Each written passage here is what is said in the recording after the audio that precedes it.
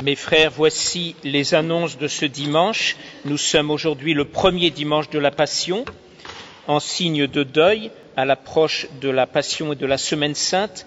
Les Gloria Patri de l'Asperges Me, de la messe et des répons de l'office sont supprimés et les statues des saints sont couvertes d'un voile violet. Le crucifix lui-même est voilé, en écho à l'évangile de ce jour où notre Seigneur doit se cacher pour ne pas être arrêté avant l'heure fixée par la Trinité de toute éternité.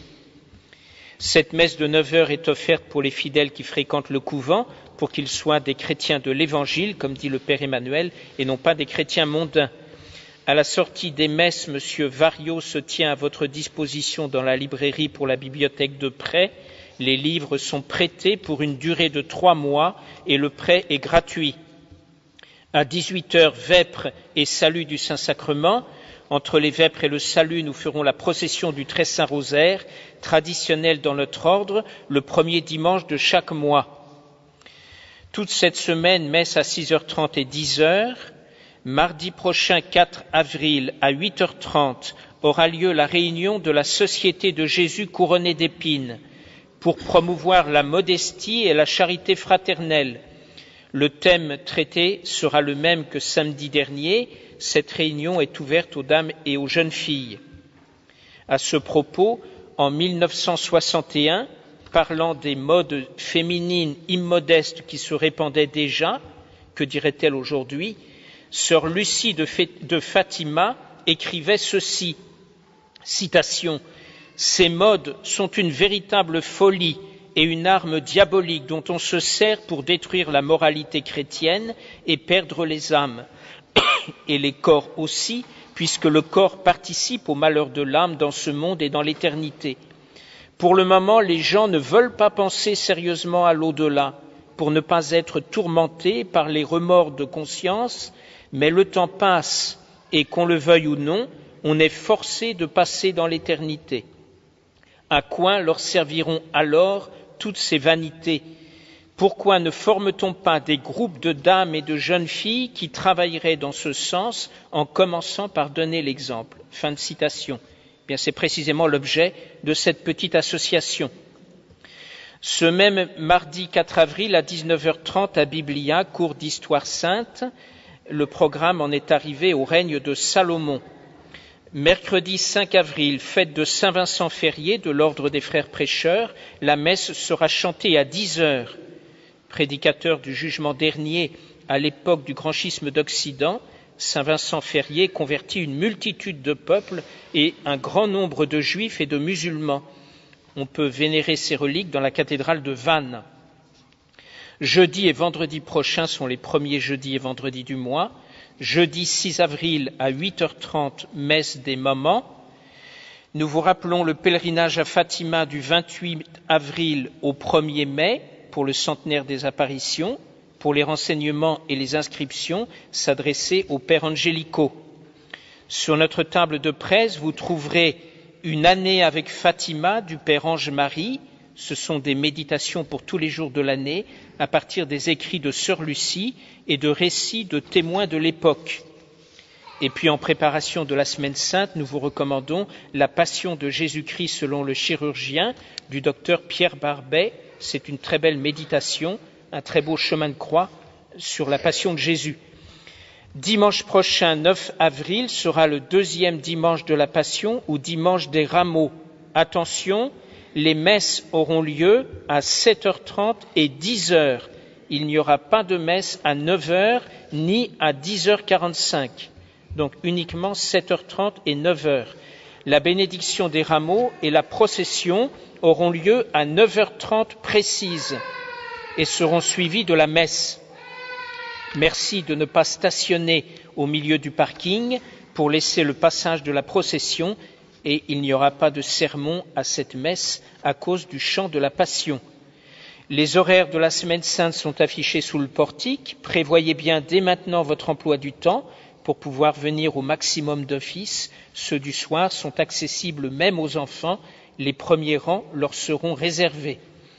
Enfin, nous remercions toutes les personnes qui le peuvent de bien vouloir apporter des fleurs pour orner le reposoir du jeudi saint. Au nom du Père et du Fils et du Saint-Esprit, ainsi soit-il. Nous continuons notre étude du Concile de Trente. Après avoir traité du sacrement de pénitence dimanche dernier, le Concile de Trente s'est penché sur le sacrement de l'extrême-onction. Et d'abord, dans un préambule, il situe ce sacrement de l'extrême-onction dans toute l'économie sacramentelle et montre qu'il est comme le prolongement du sacrement de pénitence. Le sacrement de l'extrême-onction, dit le Concile, est la consommation, on pourrait dire le couronnement, non seulement de la pénitence, mais de toute la vie chrétienne qui doit être comme une perpétuelle pénitence.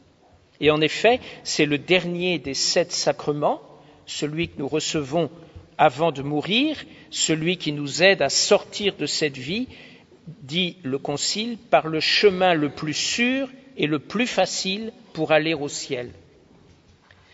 Ensuite, toujours dans ce préambule, le Concile nous dit quel est le but de ce sacrement, le but de l'extrême-onction. Comme tous les sacrements, c'est un remède, une protection, un secours surnaturel pour nous prémunir contre les maux qui nous menacent. Mais ici, ces maux, ce sont les efforts que déploie le diable pour perdre les âmes à l'heure de la mort. Voici ce que dit le Concile. Il n'y a aucun temps auquel le démon s'efforce davantage de mettre en œuvre les ressources de ses ruses pour nous perdre entièrement et nous détourner de la confiance en la divine miséricorde que le moment où il nous voit prêts à quitter la vie. Et donc il est tout à fait convenable que l'Église nous donne, dans ces heures si difficiles d'angoisse, de menace, un sacrement pour apporter à nos âmes un puissant réconfort et toutes les grâces nécessaires pour faire une bonne mort. Ayant ainsi précisé ces 2 points, le Concile va réfuter les erreurs des protestants et surtout exposer la doctrine catholique sur l'extrême-onction, et cela en 3 petits chapitres qui traitent tour à tour d'abord de l'institution et de la nature de l'extrême-onction, puis de son effet, et enfin de son ministre et du temps où il doit être conféré. Voyons d'abord l'institution et la nature du sacrement de l'extrême-onction tel que nous l'enseigne le Concile de Trente. Le Concile déclare que l'extrême-onction a été instituée par notre Seigneur Jésus-Christ, comme tous les autres sacrements, et qu'elle est promulguée par saint Jacques. Les mots ici ont été soigneusement choisis.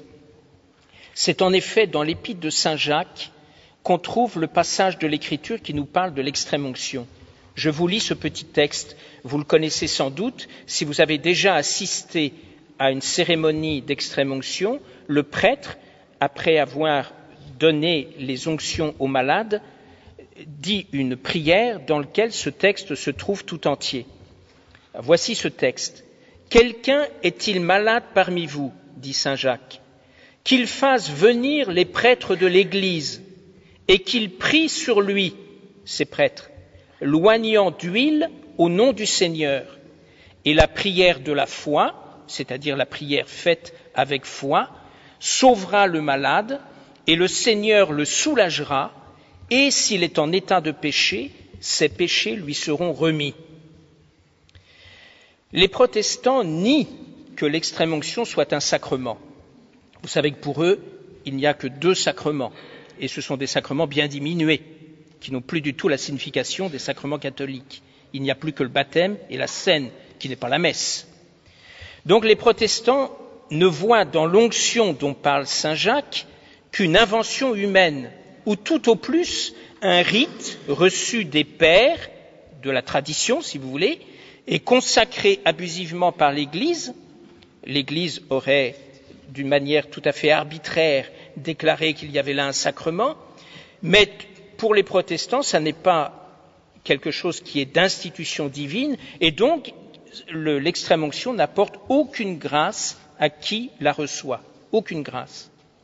Alors à cette objection, le Concile répond que l'extrême-onction est bien d'institution divine.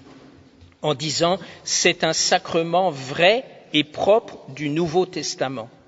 Et la raison donnée, c'est que ce sacrement est déjà insinué par saint Marc dans l'évangile de saint Marc, au chapitre 6e, lorsque saint Marc rapporte l'épisode de l'envoi des 12 en mission. Jésus a envoyé ses apôtres en mission, et ces apôtres, dit saint Marc, expulsaient de nombreux démons, faisaient des onctions d'huile à beaucoup de malades et les guérissaient. Il y a là, évidemment, une allusion tout à fait claire au sacrement de l'extrême-onction institué par notre Seigneur Jésus-Christ. Saint Jacques n'a donc pas inventé cette onction. En fait, il se contente de promulguer, en l'expliquant, ce que notre Seigneur avait lui-même institué. Et c'est ce que dit le Concile. Voici ces paroles. Par ces mots de Saint Jacques, que l'Église a reçus comme de main en main de la tradition des apôtres, elle a appris et elle nous enseigne 4 choses. La matière, la forme, le ministre propre et l'effet de ce salutaire sacrement. Et effectivement, dans les paroles de Saint Jacques, on trouve bien ces 4 choses. Alors disons juste un petit mot sur la matière et la forme de ce sacrement. La matière, c'est l'huile d'olive. L'huile d'olive qui a été consacrée par l'évêque le jeudi saint. Vous savez que l'évêque, le jeudi saint, consacre 3 huiles. L'huile des malades, précisément celle qui va servir pour l'extrême-onction, l'huile des catéchumènes qui sert dans le baptême et le Saint-Crème qui sert à plusieurs reprises, notamment pour l'ordination des prêtres ou la consécration des évêques, ou même la consécration des églises, et puis aussi dans le baptême. Dans le baptême, il y a une onction avec le Saint-Crème. Cette matière de l'huile d'olive exprime parfaitement les effets du sacrement dans l'âme, car de même que l'huile adoucit les douleurs du corps, quand quelqu'un est brûlé, on lui met de l'huile pour soulager la douleur. L'huile renouvelle les forces du corps. Et bien de même, le sacrement de l'extrême-onction diminue les tristesses de l'âme et fortifie l'âme à l'approche de la mort. Disons un mot sur la forme maintenant. Et là, il y a quelque chose d'un petit peu original. Vous noterez que dans ce sacrement, la forme n'est pas impérative, comme dans les autres sacrements. Quand le prêtre vous donne l'absolution, il dit « absolvote ». C'est presque un commandement, d'une certaine manière. Je t'absous. C'est une affirmation, en tout cas. Ou encore dans le baptême, ego te baptizo. Je te baptise. Ici, la forme est exprimée sous forme de prière. Comme le dit saint Jacques, que les prêtres prient sur le malade. C'est une prière. Et le prêtre, en effet, lorsqu'il fait les 6 onctions sur les organes des sens du malade, dit, donc à 6 reprises, que par cette onction et sa très sainte miséricorde, le Seigneur vous pardonne tout ce que vous avez fait de mal par la vue, pour la première onction, par l'ouïe, pour la deuxième onction, qui se fait sur les oreilles, par l'odorat, pour la troisième qui se fait sur le nez, par le goût et la parole, pour la 4e qui se fait sur la bouche, par le toucher qui se fait sur les mains et par la marche qui se fait sur les pieds. Donc vous voyez que c'est une prière. Mais que ce soit une prière n'empêche pas du tout que le sacrement agisse, comme on dit, ex opere operato, c'est-à-dire non pas par mode de souhait, mais d'une manière absolue. Dès lors que les faits sont posés, que la forme et la matière sont unies, le sacrement opère. Mais il convenait dans ce sacrement que la forme soit exprimée ainsi, de manière déprécative, tout en obtenant absolument son effet.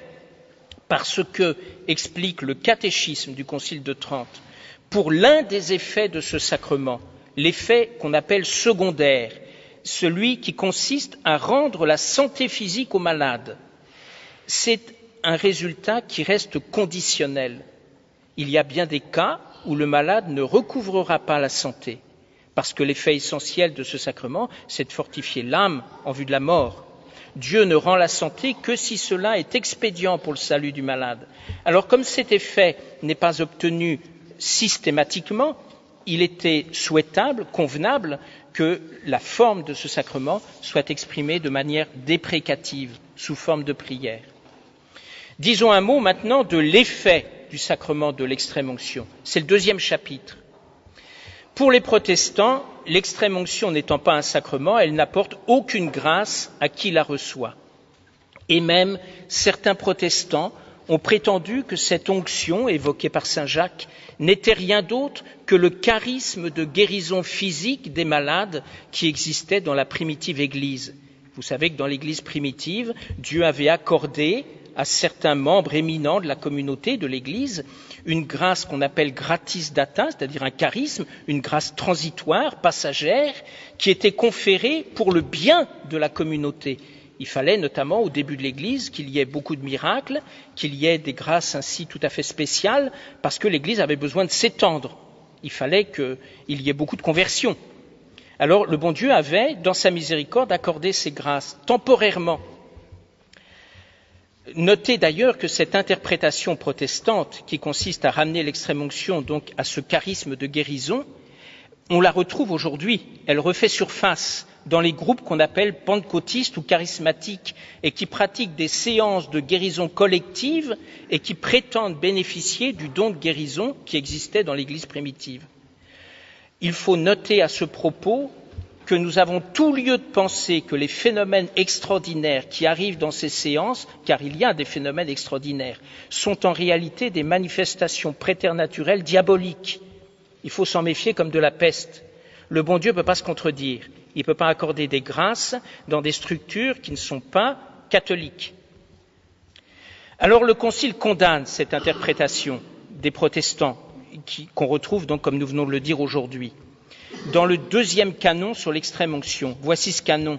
Si quelqu'un dit que l'onction sacrée des malades ne confère pas la grâce, ne remet pas les péchés et ne soulage pas les malades, mais qu'elle est le charisme des guérisons, alors qu'il soit anathème. Il y a de vrais effets sacramentels. Et ces effets, vous venez de l'entendre, sont trois. L'effet de l'extrême-onction est triple. Le Concile vient de les énumérer. D'abord, l'extrême-onction donne la grâce. Et c'est une grâce de rémission des péchés. Elle remet les péchés. Et c'est en cela, d'ailleurs, qu'elle est la consommation du sacrement de pénitence. Le texte du Concile dit exactement « Elle efface les péchés s'il y en a encore à expier et les restes du péché ».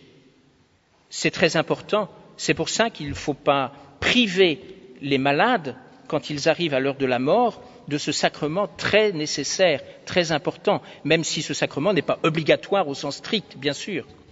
Deuxième effet, l'extrême-onction soulage et fortifie l'âme du malade. Le texte latin de saint Jacques dit « alleviabit », soulage. Comment cela? En excitant en lui la confiance en la miséricorde divine. Donc l'âme est confortée, et c'est très important au moment où justement le diable attaque l'âme, au moment où la personne connaît des angoisses parfois terribles, parce que la mort est inconnue. Et puis enfin, le troisième effet, l'extrême-onction rend la santé au corps. Mais ce troisième effet est secondaire, c'est un effet accessoire, et plutôt c'est le résultat indirect de la confiance en Dieu ranimée dans l'âme du malade par l'effet précédent. En vertu de cette confiance, le malade obtient quelquefois, pas toujours, quelquefois, si Dieu le juge expédient pour son âme, la santé de son corps. Enfin, pour terminer, disons un mot du ministre et du temps où doit être conféré ce sacrement. C'est le troisième chapitre développé par le Concile. Le Concile précise donc qui doit administrer ce sacrement et qui doit le recevoir et comment et quand. Concernant le ministre, ici encore, les protestants déforment le texte de saint Jacques. Ils comprennent que les presbytéroi, c'est le mot grec employé par saint Jacques, qu'on traduit de manière ordinaire par les prêtres, c'est la même étymologie. Pour eux, ce sont simplement les anciens par l'âge et par la dignité. Effectivement, étymologiquement, presbytéroi, ça signifie ancien. Mais l'Église l'a toujours appliqué aux prêtres. Donc les protestants pensent que ça peut être de simples fidèles, que cette onction décrite par saint Jacques ne nécessite absolument pas le caractère sacerdotal. Alors le Concile de Trente répond en disant que ces ecclésiés presbytéroi, enfin presbytéri, du texte de saint Jacques désigne les prêtres régulièrement ordonnés et eux seuls. Et ça se comprend. L'extrême-onction est un vrai sacrement, puisqu'elle a la vertu de remettre les péchés. Il n'y a qu'un sacrement qui peut faire ça. Il n'y a que Dieu qui remet les péchés. Alors, l'extrême-onction ne peut être donnée que par des prêtres au sens strict. Vous savez qu'il n'y a que 2 sacrements qui peuvent être donnés par des fidèles. Le baptême, dans des cas de nécessité, et puis le mariage, parce que le mariage, ce sont les conjoints eux-mêmes qui se donnent mutuellement le sacrement. Mais tous les autres sacrements requièrent un prêtre ou un évêque. En second lieu, le Concile détermine le sujet de l'extrême-onction. L'extrême-onction doit être conférée aux malades. Le texte de Saint Jacques le dit, si quelqu'un est malade, c'est clair. Entre parenthèses, cela signifie que les fameuses extrême-onctions collectives qui sont données aujourd'hui dans l'Église conciliaire à toute personne qui a atteint un certain âge, sans qu'elle soit nécessairement malade, il suffit d'avoir l'âge requis, c'est évidemment invalide. Si ces gens ne sont pas malades, le sacrement ne peut pas opérer. Donc il faut que ce soit des malades. Et le Concile précise des malades atteints d'une maladie qui conduit à la mort, donc en péril de mort. Et même le Concile va plus loin en disant que c'est surtout aux malades qui sont en danger imminent de mort que ce sacrement doit être donné en priorité. Alors ça ne veut pas dire qu'il ne faut pas le donner à ceux qui ont un véritable péril de mort, qui sont dans une maladie qui conduit à la mort. Et même il ne faut pas attendre. Le catéchisme du Concile de Trente dit que ce serait une faute très grave d'attendre les derniers instants, parce qu'en agissant ainsi, on risquerait de faire venir le prêtre trop tard, après la mort, et alors le prêtre ne pourrait plus donner le sacrement que sous condition. Et puis, si le sacrement est toujours efficace, puisqu'il agit ex opere operato, néanmoins, pour qu'il soit fructueux, c'est-à-dire qu'il donne en abondance, en surabondance, une grâce à l'âme, que l'âme puisse vraiment en profiter, il est souhaitable que le malade soit non seulement conscient, mais même qu'il soit le plus possible en possession de tous ses moyens. Il faut qu'il puisse recevoir le sacrement avec une foi vive, une piété vive. Donc il est très important de ne pas attendre le dernier moment. Et il s'ensuit que la réitération de ce sacrement est possible, à la condition cependant que le malade, entre-temps, soit revenu à la santé et qu'il soit retombé ensuite dans un nouveau péril de mort. Alors à ces conditions, on peut réitérer le sacrement des malades. Voilà l'enseignement du Concile de Trente sur ce sacrement. Vous voyez que c'est un très bel enseignement, ce sont des choses à connaître. L'Apocalypse, au chapitre 14e, a cette exclamation en parlant de la mort des justes. Heureux ceux qui meurent dans le Seigneur. Heureux ceux qui meurent dans le Seigneur. Et c'est pour qu'il en soit ainsi précisément, pour que le plus grand nombre d'âmes possible meurent dans le Seigneur, que notre Seigneur a institué ce sacrement de l'extrême-onction et que l'Église fait un devoir grave aux prêtres de le conférer, ce sacrement, aux chrétiens qui sont en danger de mort. Alors il nous faut méditer ces vérités, parce que tous nous mourrons un jour, et tous il faut désirer absolument pouvoir bénéficier de ces secours que le bon Dieu a prévus pour nos âmes. Il faut prier pour que toujours nous vivions en catholique et pour que nous mourions dans la grâce de Dieu, munis des sacrements de notre Sainte Mère l'Église. C'est très important. C'est la grâce que nous demanderons tout spécialement à la Vierge Marie. Au nom du Père et du Fils et du Saint-Esprit, ainsi soit-il.